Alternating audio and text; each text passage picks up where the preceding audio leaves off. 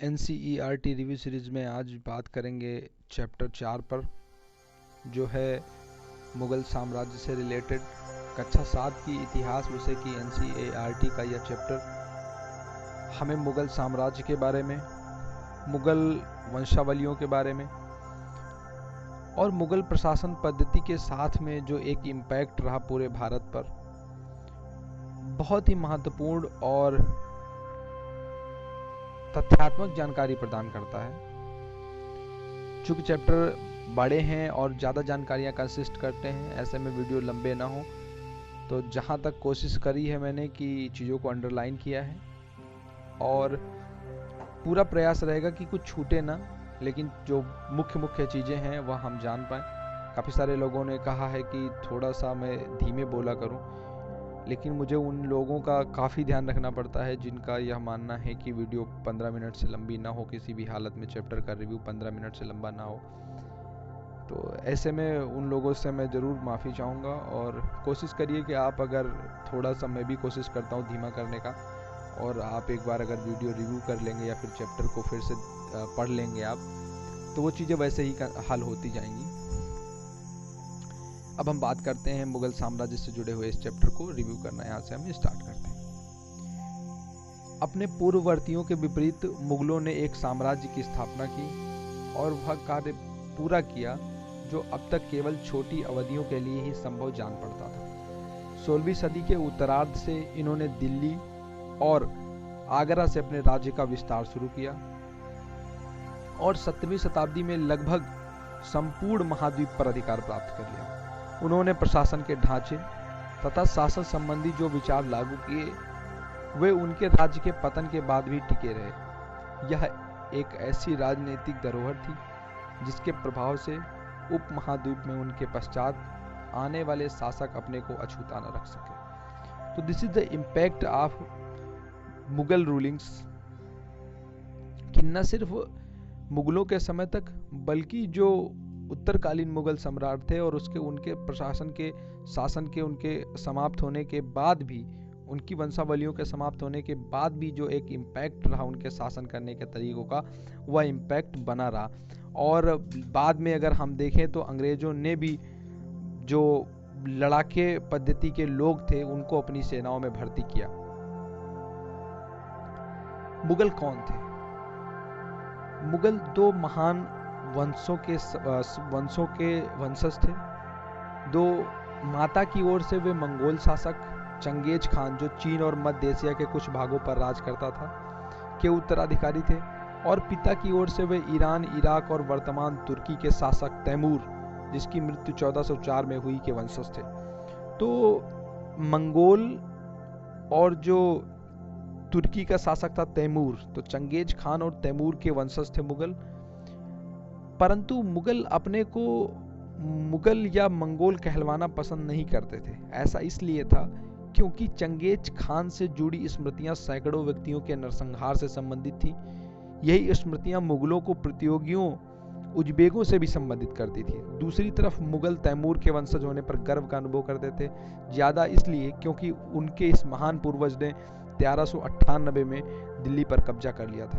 तो दो चीज़ों को हमेशा ध्यान रखना है, माता की ओर से वो मंगोल शासक चंगेज खान के, और पिता की ओर से वो जो तुर्की का शासक था तैमूर, उसके वंशज थे। और रीजन क्या था कि वो अपने आप को मंगोल कहलवाना या चंगेज खान का वंशज पसंद नहीं करते थे? उसके पीछे रीजन ये था चूंकि उसकी स्मृतियां जो थी, चंगेज खान की स्मृतियां थी, वो बहुत सारे लोगों के नरसंहार से जुड़ी हुई थी। ऐसे में यहाँ पे एक चित्र दिखाया गया है, इससे पूरी वंशावली हम जान पाएंगे। तैमूर और उसके उत्तराधिकारी और मुगल सम्राटों का एक लघु चित्र 1702 से 1712 के मध्य में, जिसमें अगर हम चित्र में देखेंगे तो मध्य में तैमूर है।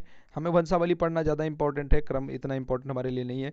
तैमूर है, उसके दाहिने ओर उसका पुत्र मीरान शाह, जो मुगल सम्राट बाबर का लकड़ दादा था, और उसके बाद अबू सैद यानी कि बाबर के दादा।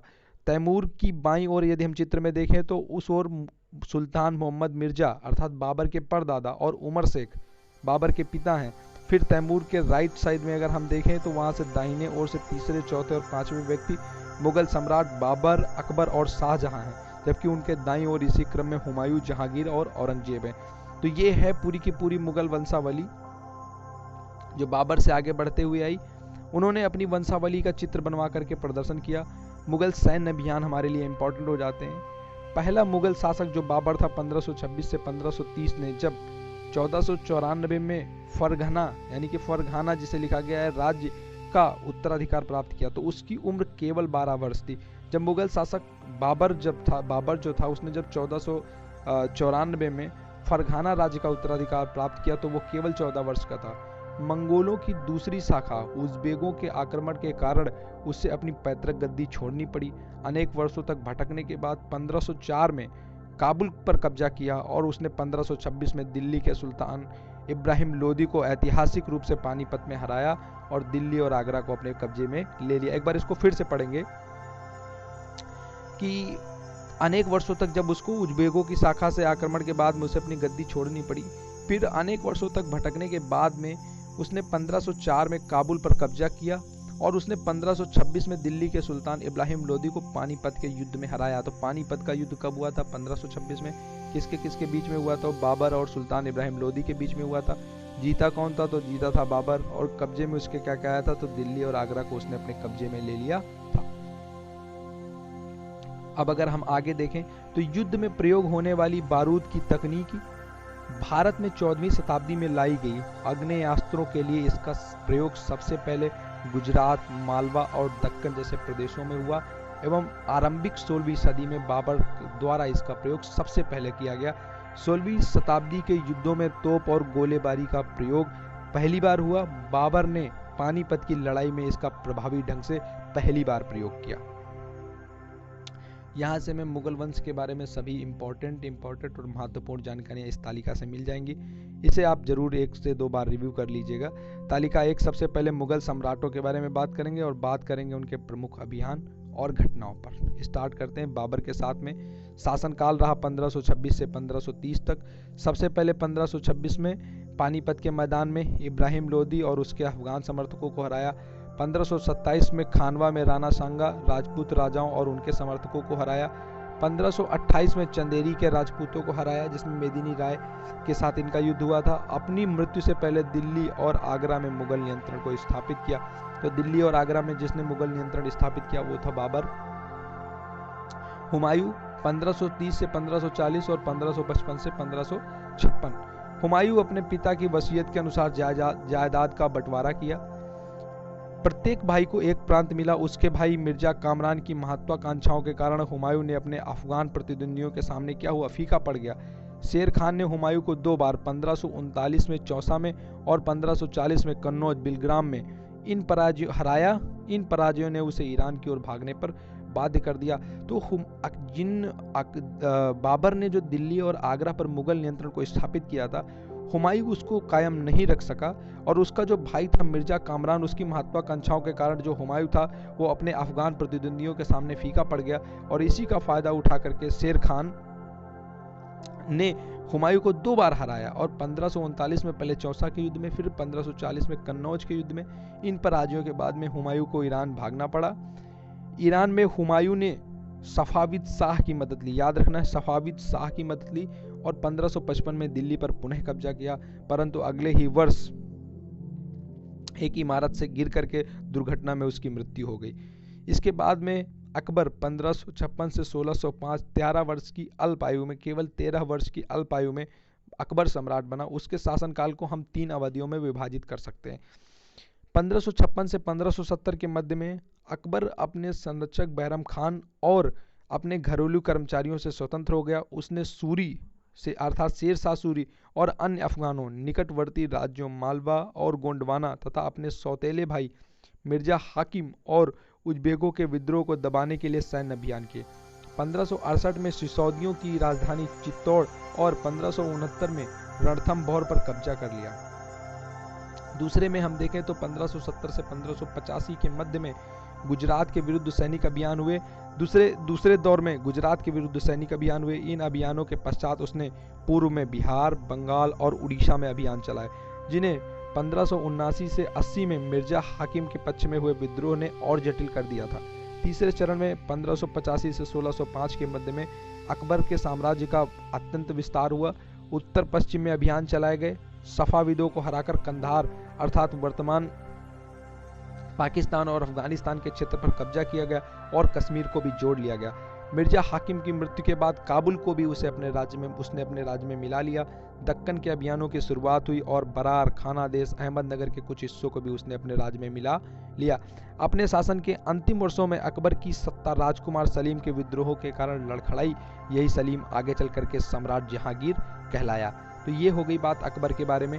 बात करते हैं अब जहांगीर के बारे में 1605 से 1627 तक। जहांगीर ने अकबर के सैन्य अभियानों को आगे बढ़ाया। मेवाड़ के सिसोदिया शासक अमर सिंह ने मुगलों की सेवा स्वीकार की। इसके बाद सिखों, अहोमों और अहमदनगर के खिलाफ अभियान चलाए गए जो पूर्णतः सफल नहीं हुए। जहांगीर के शासन के अंतिम वर्षों में राजकुमार खुर्रम, जो बाद में सम्राट शाहजहां कहलाया, ने विद्रोह कर दिया। तो जो कार्य जहांगीर ने अकबर के साथ किया, वही चीज सेम परिस्थितियां देखने को मिली जहांगीर के साथ में उसके पुत्र खुर्रम के द्वारा, जो बाद में शाहजहां के नाम से जाना गया। जहांगीर की पत्नी नूरजहां ने शाहजहां को हाशिए पर ढकेलने का प्रयास किया, लेकिन जो असफल रहा। शाहजहां की बात करते 1627 से 1658 तक दक्कन में शाहजहां के अभियान जारी रहे। अफगान अभिजात खान जहान लोदी ने विद्रोह किया और वह पराजित हुआ। अहमदनगर के विरुद्ध अभियान हुआ जिसमें बुंदेलों की हार हुई और ओरछा पर कब्जा कर लिया गया। उत्तर पश्चिम में बल्ख पर कब्जा करने के लिए उज़्बेकों के विरुद्ध अभियान हुआ जो असफल रहा। परिणाम स्वरूप कंधार सफाविदों के हाथ चला गया। 1632 में अंततः अहमदनगर को मुगल राज्य में मिला लिया गया और बीजापुर की सेनाओं ने सुलह के लिए निवेदन किया। 1557 से 58 में शाहजहां के पुत्रों के बीच उत्तराधिकार को लेकर के झगड़ा शुरू हो गया। इसमें औरंगजेब की विजय हुई और दारा सिकोह समेत तीनों भाइयों को मौत के घाट उतार दिया गया। शाहजहां को उसकी शेष जिंदगी के लिए आगरा में कैद कर दिया गया। 3 वंशों में यदि हम देखें अकबर के बाद में, तो जहांगीर और शाहजहां दोनों को यदि हम अकबर के बाद में देखें, तो जो परिस्थितियां अकबर के बाद में राजकुमार सलीम, जो बाद में जहांगीर के नाम से जाने गए, लेकर के आए, वही परिस्थितियां उनके सामने शाहजहां लेकर के आए। और बाद में शाहजहां को भी वही परिस्थितियां औरंगजेब के शासनकाल में देखनी पड़ी और शेष जिंदगी के लिए उनको आगरा में कैद करके रखा गया। औरंगजेब, जो एक बहुत ही ज़्यादा ऑर्थोडॉक्स अर्थात बहुत ज़्यादा रूढ़िवादी शासक था, 1658 से 1707 के लिए गद्दी पर बैठा। 1663 में उत्तर पूर्व में अहोमों की पराजय हुई, परंतु उन्होंने 1680 में पुनः विद्रोह कर दिया। उत्तर पश्चिम में यूसुफजई और सिखों के विरुद्ध अभियानों में अस्थायी सफलता मिली। मारवाड़ के राठौर राजपूतों ने मुगलों के विरुद्ध विद्रोह किया। इसका कारण यह था कि उनकी आंतरिक राजनीति और उत्तराधिकार के मसलों में मुगलों का हस्तक्षेप। मराठा सरदार शिवाजी के विरुद्ध मुगल अभियान प्रारंभ में सफल रहे, परंतु औरंगजेब ने शिवाजी का अपमान किया और शिवाजी आगरा स्थित मुगल कैदखाने से भाग निकले। उन्होंने अपने आप को स्वतंत्र शासक घोषित करने के पश्चात मुगलों के विरुद्ध पुनः अभियान चलाए। राजकुमार अकबर ने औरंगजेब के विरुद्ध विद्रोह किया, जिसमें उसे मराठों और दक्कन की सल्तनत का सहयोग मिला। अंततः वह सफाविद ईरान भाग गया। तो जैसे जैसे प्रशासन पद्धति में हम देखें, तो जैसे जैसे पीढ़ी दर पीढ़ी प्रशासन आगे बढ़ता गया, उत्तराधिकार के विद्रोहों ने सबसे पहले मुगल सत्ता की जो मजबूत जड़ें थी उनको हिलाना प्रारंभ कर दिया। अकबर के विद्रोह के पश्चात में औरंगजेब ने दक्कन के शासकों के विरुद्ध अपनी सेनाएं भेजी। 1685 में बीजापुर और 1687 में गोलाकुंडा को मुगलों ने अपने राज्य में मिला लिया। 1698 में औरंगजेब ने दक्कन में मराठों, जो छापामार पद्धति का उपयोग कर रहे थे, के विरुद्ध अभियान का प्रबंधन स्वयं किया। औरंगजेब को उत्तर भारत में सिखों, जाटों और सतनामियों, उत्तर पूर्व में अहोमों और दक्कन में मराठों के विद्रोह का सामना करना पड़ा। उसकी मृत्यु के पश्चात उत्तराधिकार के लिए पुनः युद्ध शुरू हो गया। तो प्रशासन किसी का कैसे भी शुरू हो रहा हो, सबके प्रशासन की अंत उत्तराधिकार के युद्ध, जैसे ही उनका अंत हुआ, उत्तराधिकार के लिए युद्ध शुरू हुआ अकबर की मृत्यु के बाद से ही। और यह है जो 1605 में अकबर का शासनकाल था। काबुल और कंधार जो वर्तमान अफगानिस्तान में है, और इसके अतिरिक्त यदि हम देखें तो वर्तमान झारखंड के हिस्से को और उड़ीसा के हिस्से को छोड़ दे तो बाकी उत्तर भारत में, संपूर्ण उत्तर भारत में मुगलों की सत्ता जो थी वह स्थापित थी वहाँ पर। और इसके बाद में अगर हम देखें तो जो उत्तराधिकार की मुगल परंपराएं क्या थी, जो मूल कारण बनी बाद में मुगल वंश के विनाश का, तो उत्तराधिकार में वो सहदायत जो कि मुगल और तैमूर वंशों की प्रथा को अपनाते थे, जिनमें उत्तराधिकार का विभाजन जो होता था वह समस्त पुत्रों में कर दिया जाता था, और यही झगड़े की जड़ बनता था, क्योंकि जो सबसे योग्य पुत्र होता था वह संपूर्ण सत्ता को अपने कब्जे में लेना चाहता था।